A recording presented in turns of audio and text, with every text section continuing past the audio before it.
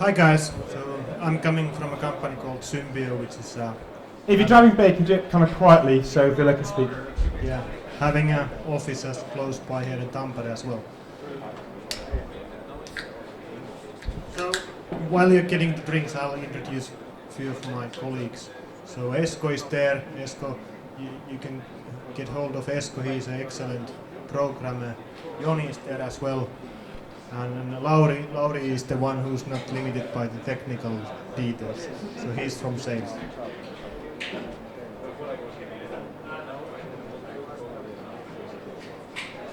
So, few words about Symbio. So we are basically a global company having like 1,300 plus guys, and we're serving clients from a small one man and dog company clients into a bigger global companies.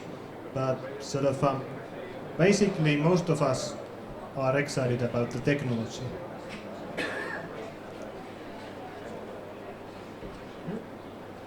So here's an example what we like to do. So basically our team they were aiming to do a Guinness World Record, having the biggest mobile video wall, and they were lending the phones from Microsoft Finland. They had 144 phones there working as a one big wall. So we just a few weeks ago got a Guinness World Record in that space.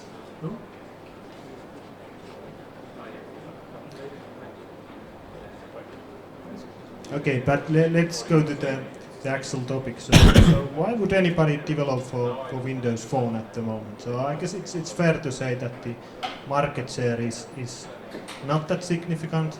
The platform as such is not kind of the leader in technology wise. Actually, they are in some areas they are lagging behind. The UI and usability concept is interesting. That's true, and also the kind of a market potential is great. But at the moment, why would anybody develop for Windows Phone? So at least there are a few reasons. So basically the development tooling and all the environments and such, they are free. They are being developed over many years by Microsoft, and there's a kind of a big investment on those tools and to make them such that almost anybody can use them. Also the documentation, they are nicely collected, professionally maintained, and you can get a lot of support in that space. So I think it's a big advantage.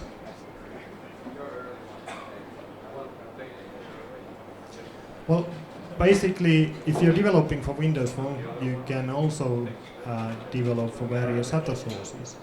So basically, the frameworks are such that you can easily create a code that runs in multiple devices.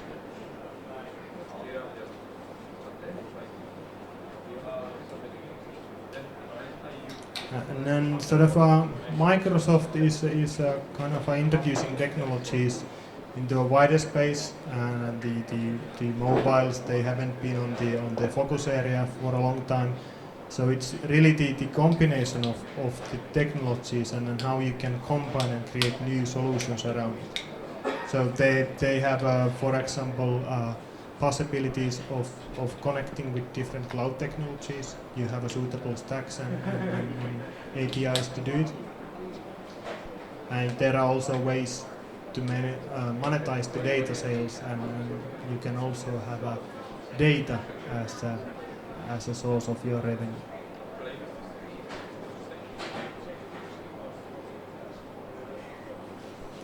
Then one thing at the moment is that it's clearly something that will stay for a while. So Microsoft is investing heavily. So they are spending like $8.7 billion in a year for R&D. So it's like 2 to 3 times compared to Google, for example. So they will make sure that the technologies that they are supporting will remain there.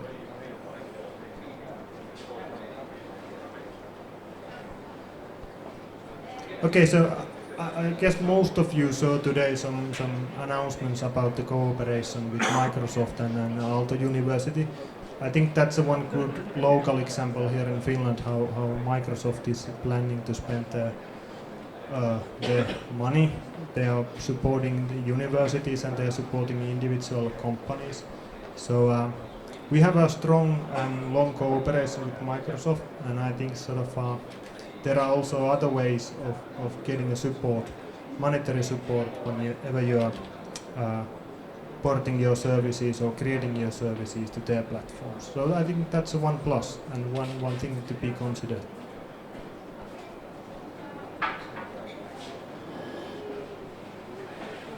Okay, so I'm not gonna talk about the first mover advantage, so let's talk about it later because it's something that's clearly splitting the opinions.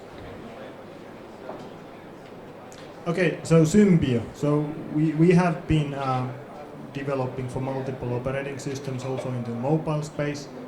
We have more experience probably in terms of the projects from other than Windows Phone environment. But we've been doing also some Windows Phone games lately, and basically it's been a porting, so we have a suitable model to port for all the kind of existing games, and we can also create new ones. And some things from our developers and from our development team is that they feel that sort of the frameworks, they're easy to learn, all the tools and such, they are easy to learn. And like I said, you can get the documents.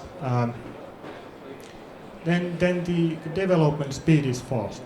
So basically you don't need to create the kind of functions to put pixels on screen and so on. So you can have the high enough abstraction level to enable rapid development. And then it can handle all kinds of content natively, so you don't need to write your own code for it. Then the negative thing is, of course, that if you have a lot of code in C++, for example, then the reuse is not always that easy.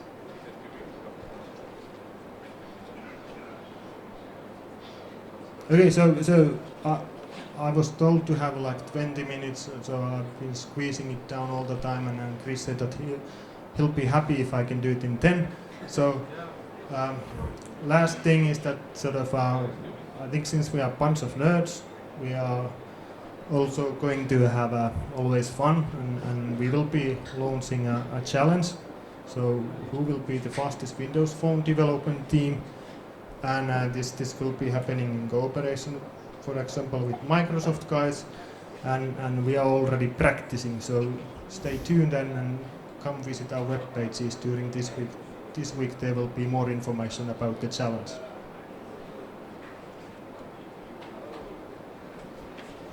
Okay, so that was very compact.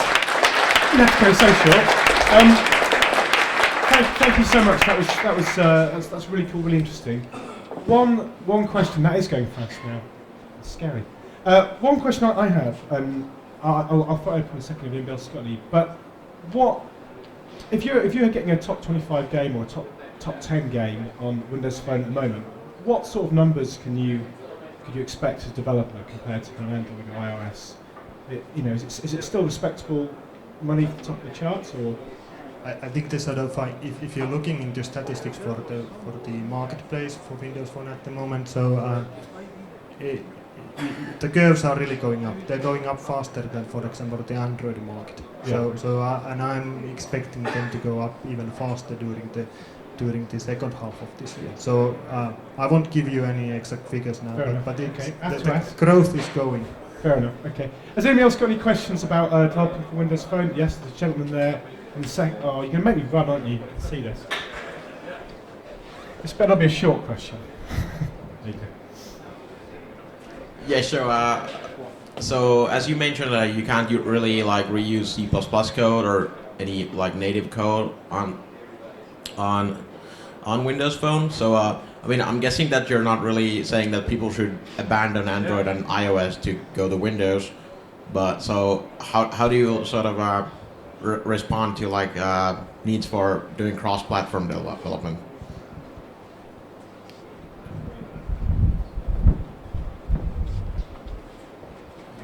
Well, let's start with the cross-platform one. So clearly, for example, HTML5 has a role there.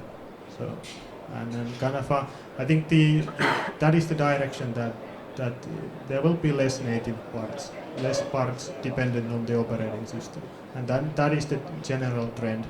But when is the right time to have a full, for example, HTML5 implementation? It won't be yet, so it will be later. Cool.